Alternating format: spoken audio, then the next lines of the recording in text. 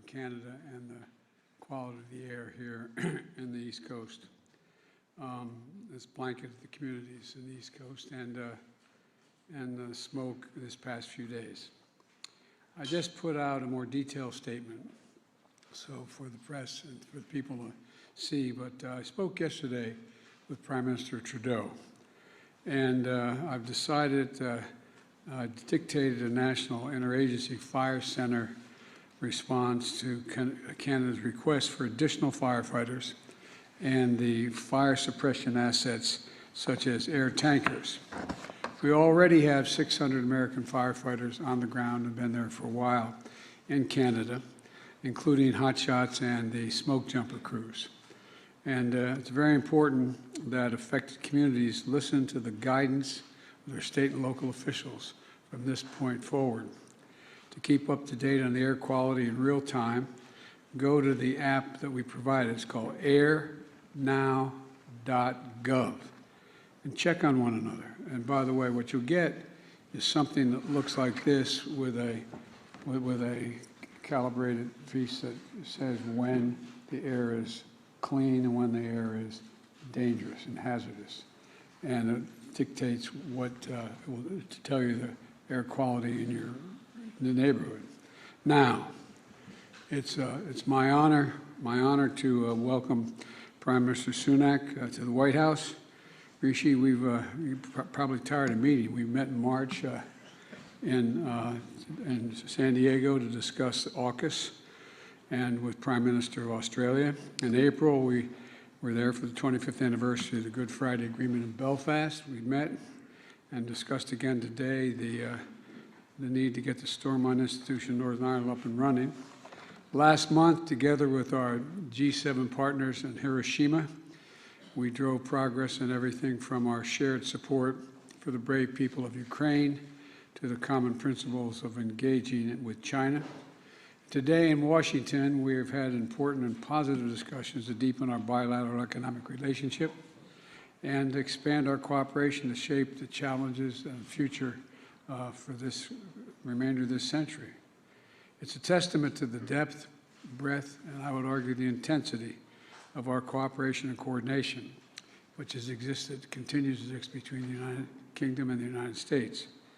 There's no issue of global of importance, none, that where our nations are not leading together and where we're not sharing our common values to make things better. In our conversations today, we continue to build on all that we've achieved over these past months. We discussed how we can continue to adapt and upgrade our partnership to ensure our countries remain at the cutting edge of a rapidly changing world. Our economic partnership is an enormous strength and source of strength that anchors everything that we do together. We want to harness that power to make sure we're creating good jobs and supporting working-class families in both our countries, and that growth is shared broadly and no one gets left behind. So today, we're releasing a new plan to equip our economic partnership for the 21st century. It outlines how we can enhance our cooperation to accelerate the clean energy transition that must take place and is taking place, lead the development of emerging technologies that are going to shape so much of our future, and protect technologies critical to our national security. And a key piece of that is working together to strengthen our critical mineral supply chains and to make them more resilient so we're not dependent on any one country to meet our goals.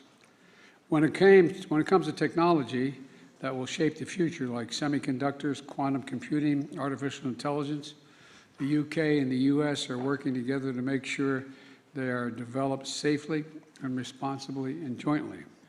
We're going to do more on joint research and development to ensure the future we're building remains fundamentally aligned with our value set in both our countries. And we're doing more to prevent technologies that are invented and developed in our countries from being used for military or intelligence purposes by countries that do not share our values. Today, we'll also discuss our unwavering support for the people of Ukraine and who are defending themselves against the most brutal aggression we've seen in a long time at the hands of Russia and Putin. The UK and the United States, together with more than 50 partners, have committed historic levels of security assistance to Ukraine. I want to thank the Prime Minister for his strong leadership, contributing significant amounts of security assistance and training Ukrainian troops so they can effectively use the equipment and ammunition we've collectively provided them. And in bringing the world together later this month to drive support for Ukraine's long-term economic recovery. You're doing a great deal. So, Mr. Prime Minister, thank you for making the journey to Washington.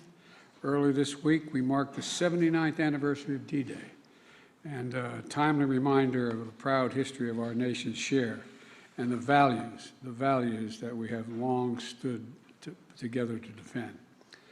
That's the unshakable foundation of this special relationship, and it is a special relationship. There's no country closer to us than Great Britain. Today, as NATO allies, partners in innovation, as friends in a shared vision of the future, and our two nations are ready to meet the challenges of our time and meet them together. And I'm confident the United Kingdom and the United States will continue to lead the world toward greater peace, prosperity, and security for all. So thank you again, Mr. Prime Minister, and the floor is yours. Thank you, Mr. President. Before I begin my remarks, a word, if I may, on what happened in France this morning. All our thoughts are with those affected by this unfathomable attack, including a British child, and with their families. I've been in touch with President Macron, and we stand ready to offer any assistance that we can.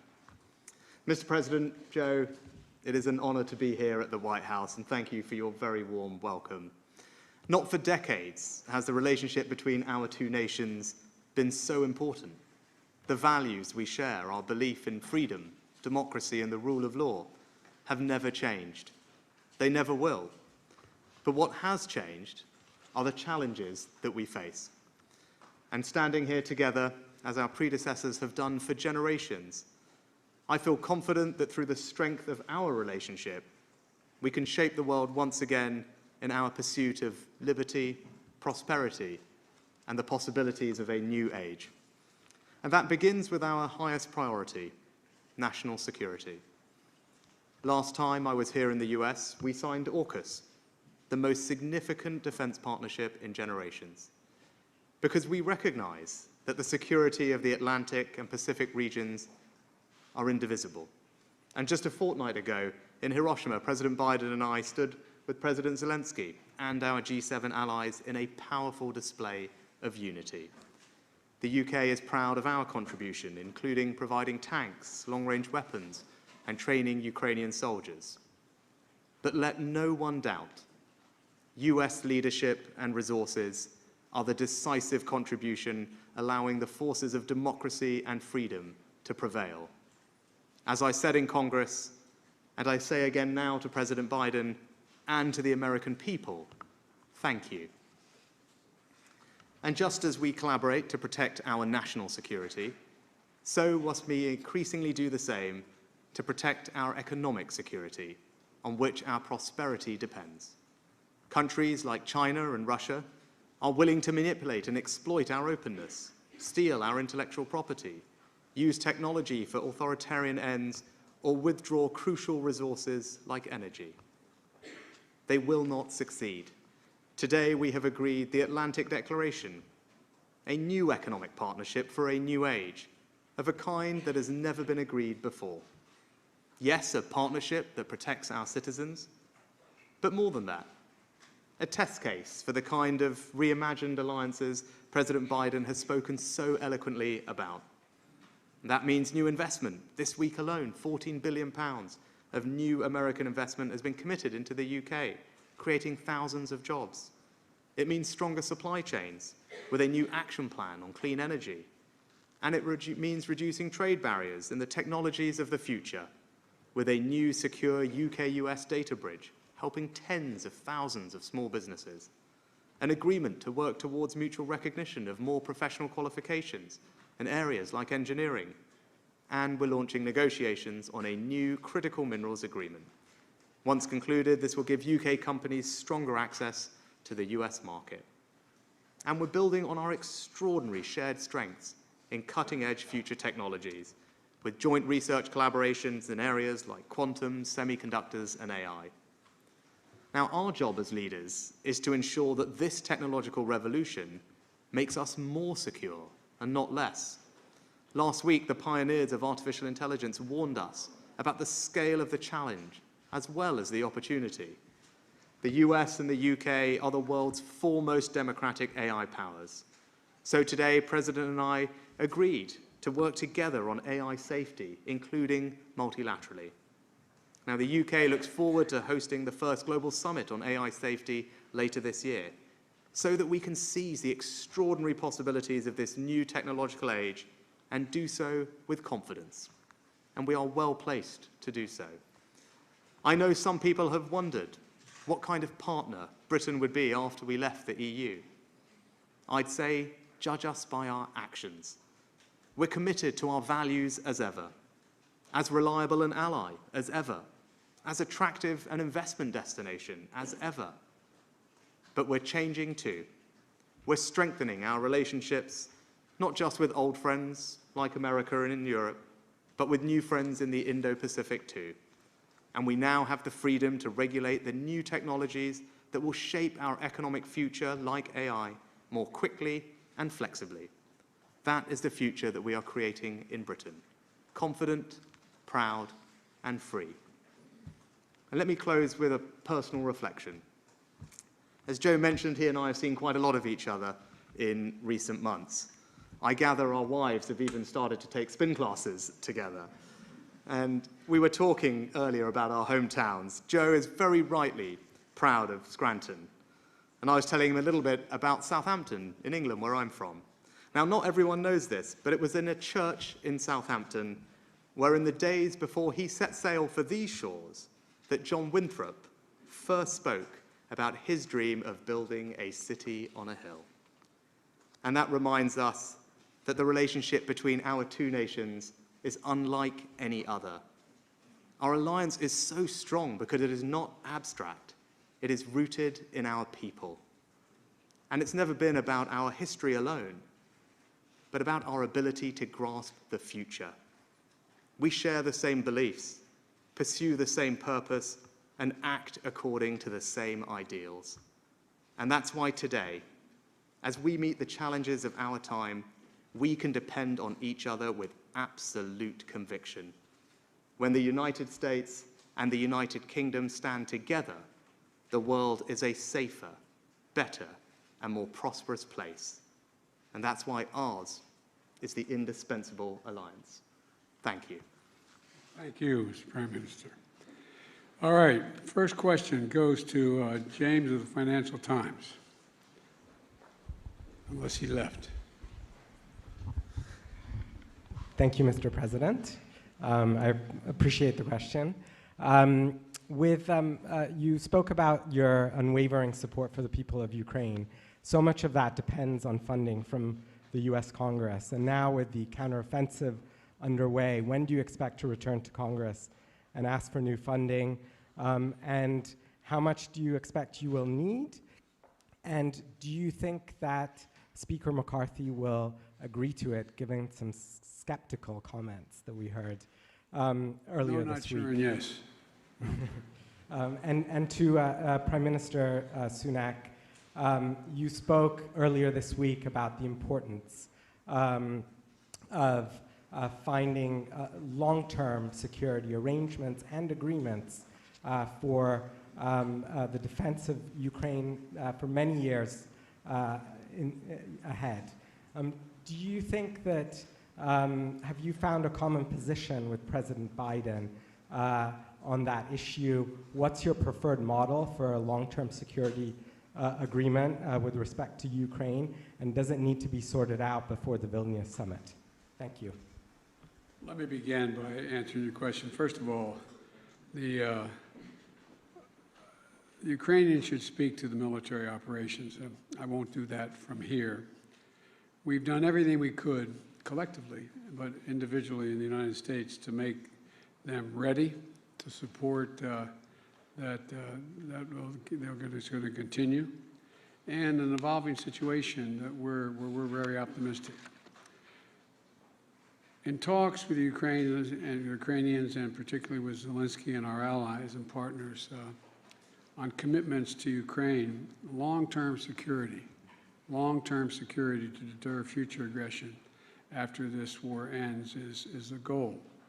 And we're advancing this goal by providing them the support Ukraine needs now on the battlefield and helping them strengthen their military over the long term. The fact of the matter is that I believe we'll have the funding necessary to support Ukraine as long as it takes.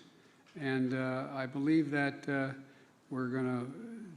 support will be real, even though you hear some voices today on Capitol Hill about whether or not we should continue to support Ukraine and for how long we should support them. The fact of the matter is, I asked people to picture what would happen if we were not supporting Ukraine. Do we think Russia would stop in Kyiv? Do you think that's all there would be happening? I think not, and I think the vast majority of my colleagues, even the critics, think that would not be the case as well. There's much more to say about Ukraine, but I hope that answers your direct question. James, thank you for the question. If I might actually touch on your first question first, and say it's actually entirely reasonable for the American people to hear what I say and hopefully acknowledge the thanks that we have for their support of the situation in Ukraine, but also ask if everyone is doing their bit. And that's why, as I said, the UK is proud to be behind the US, the biggest contributor to the military effort in Ukraine. And I think it's right that other countries also step up and do their part. We're lucky to have America's investment in European security, but we need to share the burden alongside you, which is why defense spending in the UK has been above the 2% NATO benchmark. It's on an increasing trajectory, and we would encourage other countries to follow the lead that the US and the UK set, because our security is collective. I think the other thing for you to know about us as an ally is we also view security as indivisible between the Euro-Atlantic region and the Pacific. That's why the AUKUS partnership is so important. That's why we're strengthening our engagement and alliances in that region too, so that the US can count on the UK as a partner and an ally, sharing the burden, but also working together in every sphere that it matters. And on your latter question, I agree with what the President said. It's about deterrence. President Putin will be thinking that he can wait us out, that the alliance will tire, will get fatigued, and will give up. Now, that is not the case. And the more we can put in place support for Ukraine, not just in the here and now, but support that will last for a time and for years to come, I think it sends a strong signal to him that there is no point trying to wait us out. We're not going anywhere. We will be here for as long as it takes. And hopefully that will speed up the calculation in his mind that he should withdraw his forces and stop what is an illegal and unprovoked act of aggression. Also, if you don't mind my making an addendum, I'd point out that not only do we have Europe responding, I spent a lot of time in Japan. The Japanese have stepped up. They've stepped up in terms of their budget. They've stepped up in terms of their involvement. They've stepped up in terms of the support for Ukraine, realizing that a glaring invasion with no pretext of anything other than conquering land occurring in the 21st century is a danger not only in Europe but everywhere in the world. The next question from the PBS NewsHour, Laura.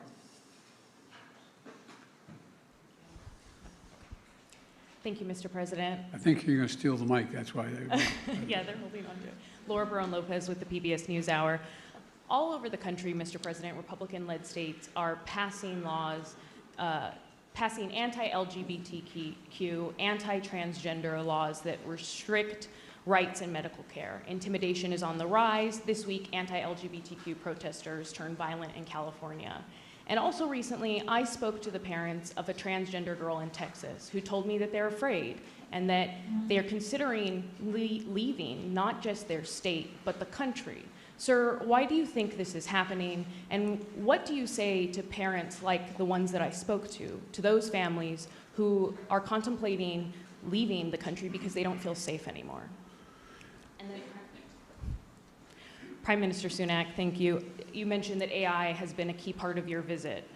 What are the U.S. and the U.K., what is the U.K. doing with the U.S. to protect elections and democracy from AI-generated disinformation campaigns waged at scale by foreign actors? And you also mentioned the warning letters sent by AI leaders about the potential threat that this technology, if misused, can pose to humanity.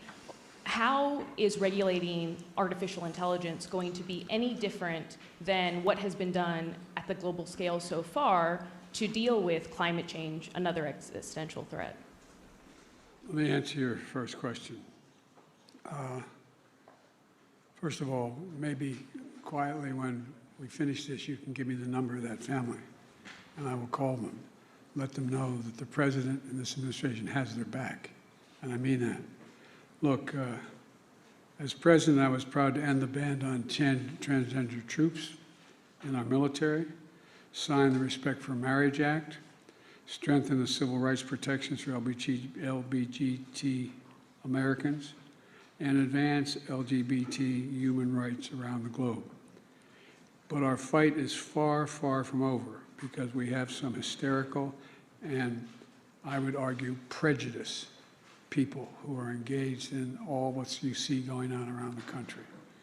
It's an appeal to fear, and it's an appeal that is totally, thoroughly unjustified and ugly. It's wrong for that a person can be married in the morning in the United States and fired in the afternoon by their employer because they're gay. It's wrong that the violence and hate crimes targeting LGBTQ people is rising. It's wrong that extreme officials are pushing hateful bills targeting transgender children, terrifying families, and criminalizing doctors. These are our kids. These are our neighbors. It's cruel and it's callous. Not somebody else's kids, they're all our kids. They're the kids, and our children are the kite strings that hold our national ambitions aloft. It matters a great deal how we treat everyone in this country. And the fact is that I'm announcing today a series of new initiatives that we're taking to protect the LGBT community. I was going to do this at the 4 out on the South Lawn. We're having Pride Day, but we're going to have to postpone it because of the climate, because of the weather and the pollution out there, because of the fires. But number one, we're going to strengthen the physical safety. Dedicated resources, the federal coordination of Better Protect Pride celebrations, marches, community centers, healthcare providers, and small businesses. Secondly, we're addressing civil rights violations. A new coordinator to protect LGBT students from book bans, which make it harder for kids to learn and may violate their civil rights at the same time. We're also engaging in mental health and other supports, more mental health resources, and funding to help families support their kids, new efforts to protect LGBTQ kids in foster care, and steps to end the absolute end of LGBTQ homelessness. Congress has to pass, and I'm not giving up on this, just like they told me we couldn't get the Marriage Act passed. Congress must pass the Equality Act and send it to my desk. LGBTQ Americans, especially children, you're loved, you're heard, and this administration has your back, and I mean it. We are not relenting one single second to make sure that they're protected. Laura, on your question, it's clear that AI can bring incredible and will bring incredible benefits to society, our economies, to all of us. And actually, one of your leading venture capitalists just published an essay on this, which made the point very eloquently yesterday. I think it's also clear, though, that it does pose very real risks that we as leaders need to be cognizant of and put in place the guardrails to mitigate against. Actually, President Biden and I had a very good conversation on this just a couple of weeks ago in Japan in one of our sessions in Hiroshima. And we are aligned in wanting to discuss with other countries what those guardrails should be. I think here in the US, you've convened all the companies together recently. We've done the same in Downing Street just a couple of weeks ago. And I think there are a series of measures that we can implement, working cooperatively as we have been discussing, that will ensure that we can enjoy the benefits of this technology whilst mitigating against their risks. And that's what our citizens would expect. And you talk about climate change, we come together at COP to work multilaterally across multiple countries to bring down carbon emissions, to get funding to the countries that need it, to share research on how we can develop the green technologies of the future. Indeed, that's part of our conversations and agreement today. Now, we need to bring that same spirit of urgency, I think, to the challenges and opportunities that AI poses, because the pace of the technological change is faster than people had anticipated, and I think the letter that you mentioned kind of reminded us that we do need to work urgently to address this issue, and I'm delighted that Joe and I and others will be doing that with all great haste. And I think a couple of questions on our end. Could I call on the BBC? Thank you. Chris Mason from BBC News. Prime Minister, your aim as a Conservative Party at the last general election was a full free trade deal with America. Isn't the simple truth of what's been announced today an acknowledgement of a failure to do that? And to the President, why won't you do a full trade agreement with the UK? Thank you. Thanks. So if you look at what we've announced today, what it does is respond to the particular opportunities and challenges that we face right now and into the future. And it asks the question, what do we need to do working together that can bring most benefit to our citizens as quickly as possible? And our agreement does that. It's a first-of-a-kind agreement that's ambitious in what it seeks to achieve.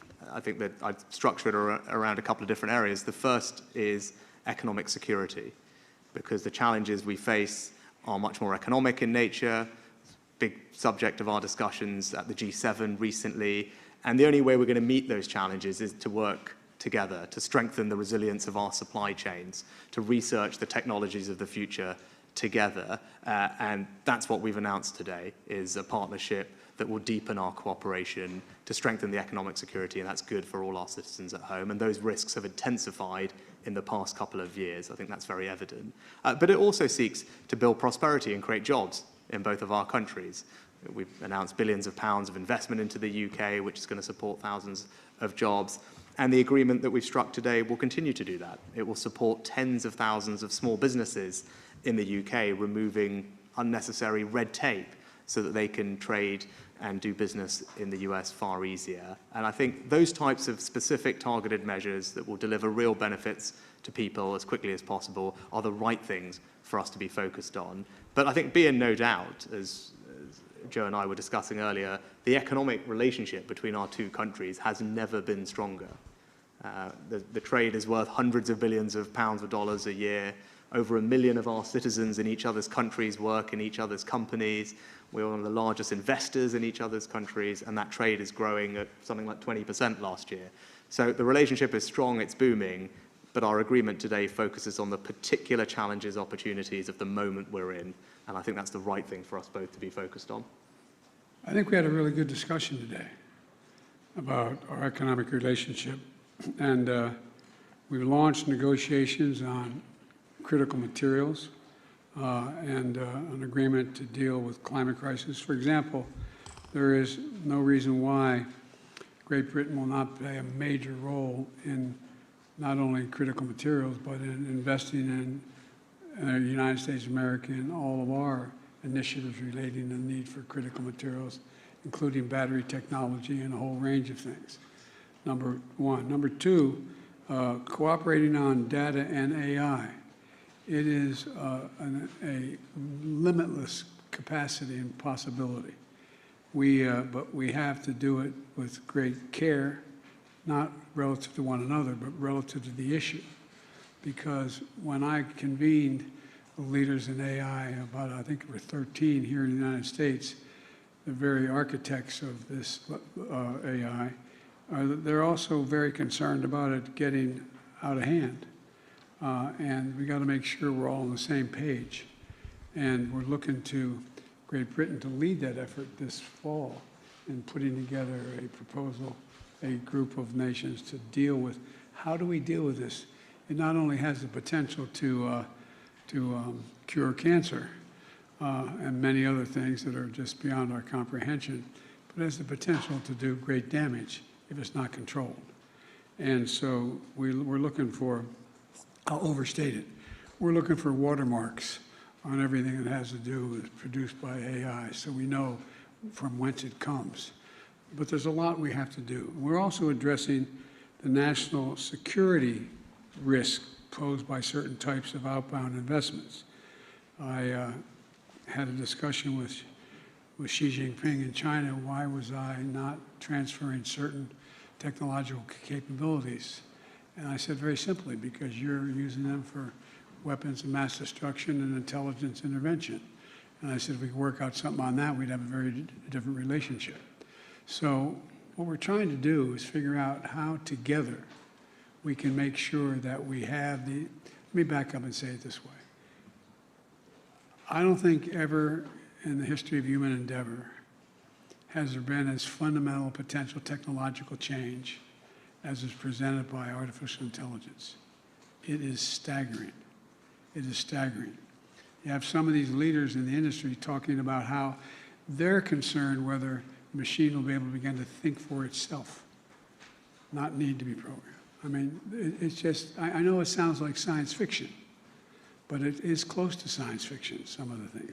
It has enormous potential. And we're looking to Great Britain to help lead that effort to figure out a way through this. So we're in full, total cooperation. Because there's no country we have greater faith in being able to negotiate this, not negotiate with individuals, negotiate our way through this, than the Prime Minister. And so we're in lockstep. Last question. Thank you. Last question is The Times. Thank you. Chris Smythe from The Times. Prime Minister, you've made clear your support for free trade, but is today's agreement essentially a recognition that in light of COVID, the growing threat of China and Russia's invasion of Ukraine, that the era of unfettered globalization is over? And if so, the US has made clear that it thinks that requires a much more interventionist industrial policy to respond to that. Why do you think that approach is wrong for the UK? And Mr. President, what do you say to those abroad who say that your new Washington consensus is simply a fancier way of saying America first? And in light of the warm words just now about UK-US defence collaboration, particularly in Ukraine, do you think it's time for the first British NATO Secretary-General in 2 decades? What's the last part of your question? I'm sorry? Is it time for a British NATO Secretary-General? Maybe. That remains to be seen. We're going to have to get a consensus within NATO to see that happen. They have a candidate who's a very qualified individual, but we're going to have, we have a lot of discussion, not between us, but in NATO to determine what the outcome of that will be. And with regard to the first part of your question you wanted me to respond to? It was about, is the new Washington consensus that you and your National Security Advisor set out simply another way of saying America first, which some overseas think it is? Well, look, my economic policy is totally consistent with what I think is in the interest of our NATO allies and our allies around the world. One of the things that I decided to do, and I find that the Wall Street Journal, and I'm sure there's someone here from the Wall Street Journal and other publications that are talking about Bidenomics. I didn't realize it was, I had Bidenomics going, but the bottom line was this, that the fundamental change is taking place in terms of international trade. Nobody in, at least very few people in the United States, and I suspect around the world, knew what a supply chain meant, what they were talking about, a supply chain.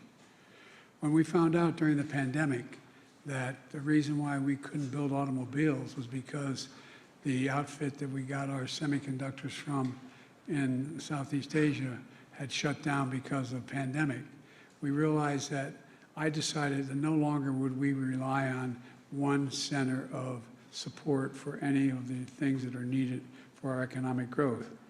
And I made it clear to all our NATO allies and our partners as well that although we were going to generate for example, an AI capacity here, a semiconductor capacity here in the United States, attracting literally several $100 billion in investment, that was available to all of our allies, all of our friends. and they're investing as we are and benefiting in a similar way. The bottom line here for me is that I think that the world is changing in a way that globalization is still real, but the measure of what we used to call in the United States trickle-down economics, where if the trickle-down economics resulted in Democratic and Republican administrations for generations in making sure we found the cheapest labor in the world, sent the product sent the work to that neighbor or those neighbors who have the cheapest labor, and they send back their products. Well, I'm not doing that anymore. We're going to make sure that we, in fact, have a flip of that. We're sending capacity here in the United States. We're attracting capacity to build here in the United States and send product overseas, not the reverse.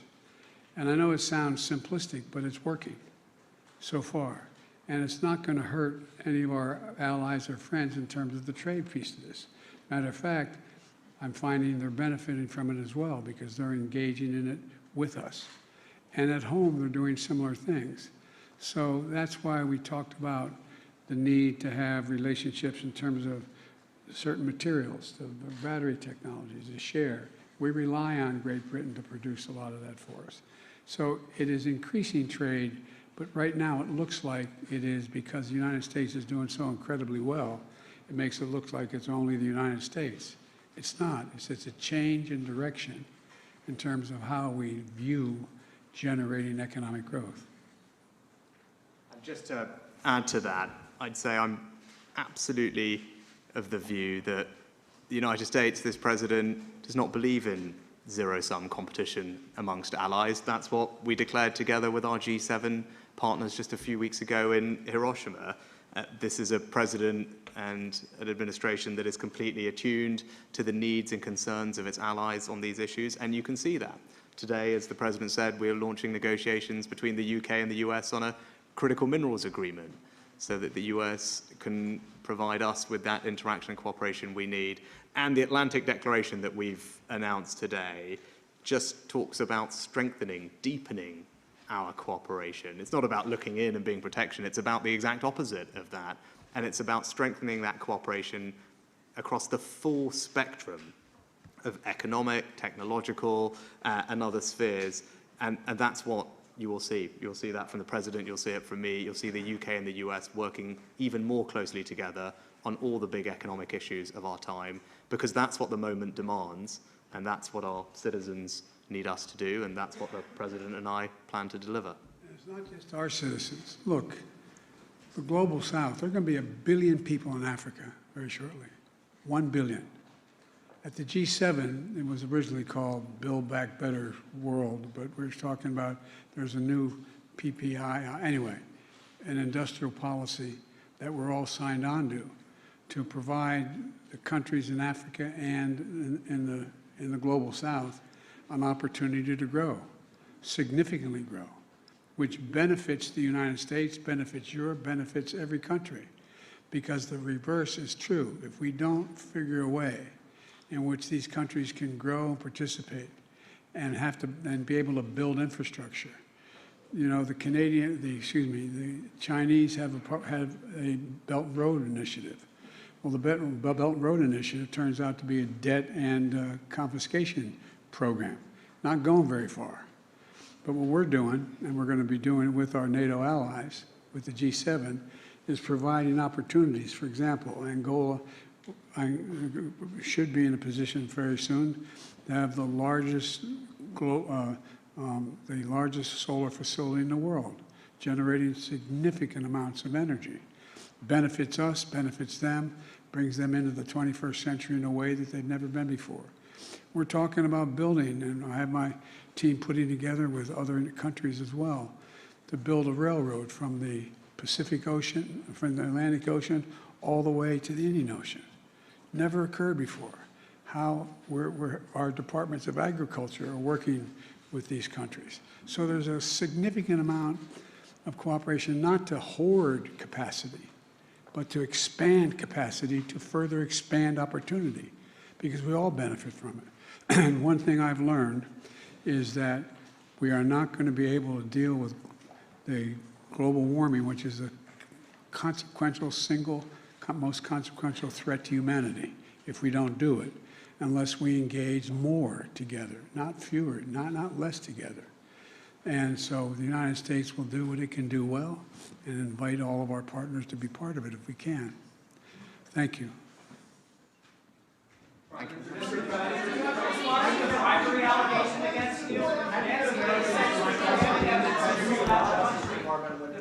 Ladies and gentlemen, distinguished guests, please remain in your seats as the principals and official delegations depart the East Room. I'm supposed to walk off the stage now. But wait. The bribery allegation, Congresswoman Nancy Mace says there's damning evidence in the FBI file that you sold out the country. Do you have a response to the congressional Republicans? Where's the money? I'm joking. Mr. President, It's a bunch of malarkey. Mr. President, what do you say to Americans to convince them that they should trust the independence and fairness of the Justice Department when your predecessor, Donald Trump, repeatedly attacks it? Because you notice, I have never once, not one single time, suggested to the Justice Department what they should do or not do relative to bringing a charge or not bringing a charge. I'm honest.